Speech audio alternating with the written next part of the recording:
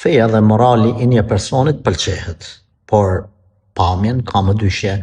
Çfarë këshilloni në këtë rast? Pra si duket kjo është një motër që pyet edhe dënë më feju me një djalë që është fetar edhe i moralshëm, por në pamje nuk i pëlqen edhe aq sa duhet.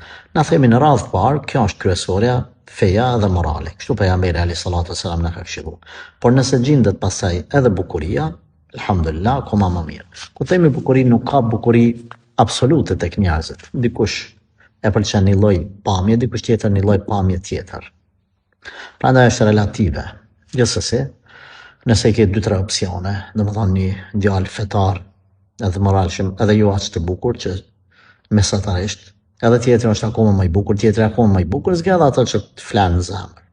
Por nëse është një fetar me fe dhe moral, por me një bukuri mesatar dhe një tjetër shumë i bukur, por i pa moralshëm, i pa din, pa iman, domethënë ngan poshtë e nar si qeni, ik prej tij.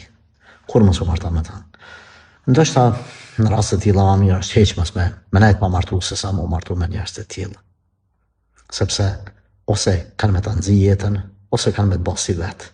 Me ta humb dynjan, me ta humb edhe ahiretin. Në rastin tënd motër,